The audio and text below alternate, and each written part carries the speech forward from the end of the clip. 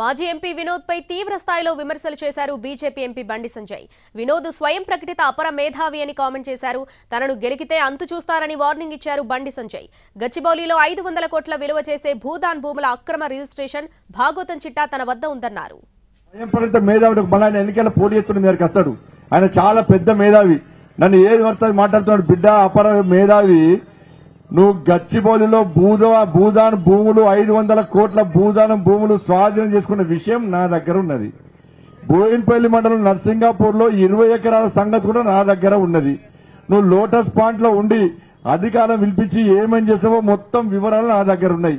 నన్ను గెలికితే ఇంకా ఎక్కువ గెలుతా. నేను ఎంత మంచివాడో అంత గెలిచి పేదోళ్ళకు మాత్రం మంచి సపోర్ట్ చేస్తాను. మేధావుడు మన ఎన్నికల పోటీ చేస్తున్న మీదకి వస్తాడు. ఆయన చాలా పెద్ద మేధావి. నన్ను ఏది పడుతుంది మాట్లాడుతున్నాడు. బిడ్డ అపర మేధావి, నువ్వు గచ్చిబౌలిలో భూదాన్ భూములు 500 కోట్ల భూదానం భూములు స్వాధీనం చేసుకున్న విషయం